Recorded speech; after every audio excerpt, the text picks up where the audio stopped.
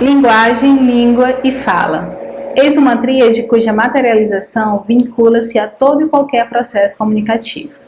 Embora os concebamos como elementos utilizados para designar a mesma realidade, do ponto de vista linguístico, essa tríade não deve ser confundida. Na aula de hoje, vamos discutir um pouco da configuração de cada um desses elementos. Então venha comigo.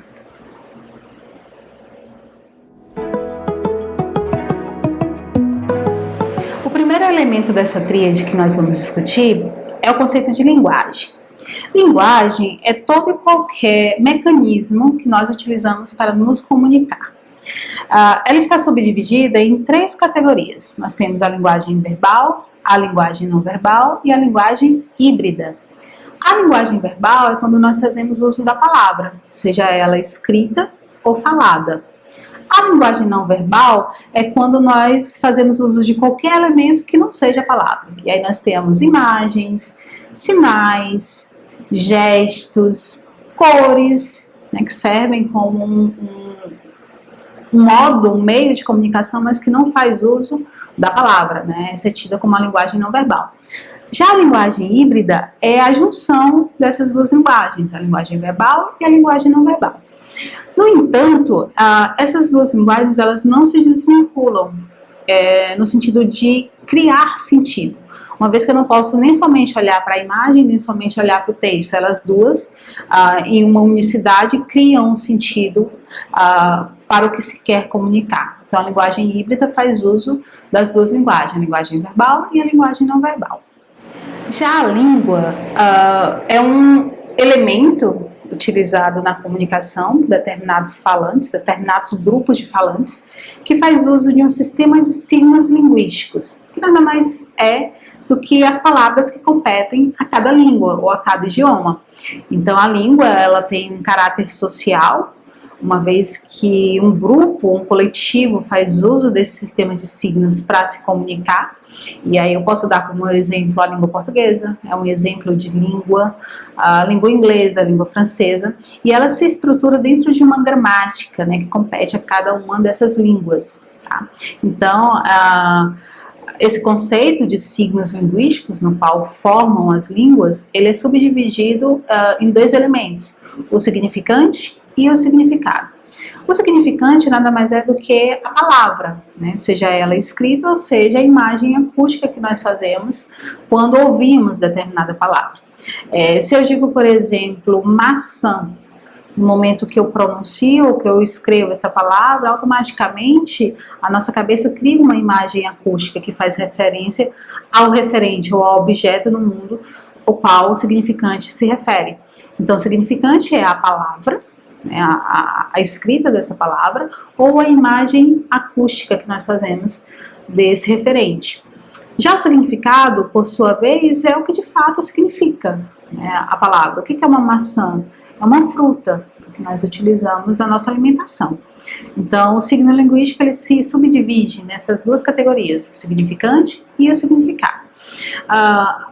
Há um conceito na linguística, principalmente que vem nos estudos estruturais, onde um dos precursores é Ferdinand Saussure, que ele fala que o signo é arbitrário. O que é isso?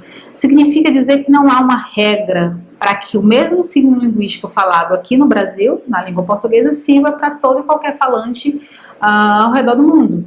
Então significa que o significante maçã só funciona para o falante da língua portuguesa, enquanto que para o falante da língua inglesa, ou para o falante da língua francesa, do espanhol, do italiano, enfim, terá um significante diferente. Por isso a língua é arbitrária.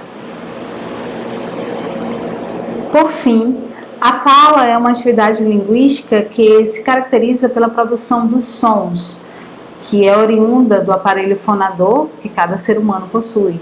Portanto, a fala, diferente da língua, ela tem um caráter singular, um caráter individual.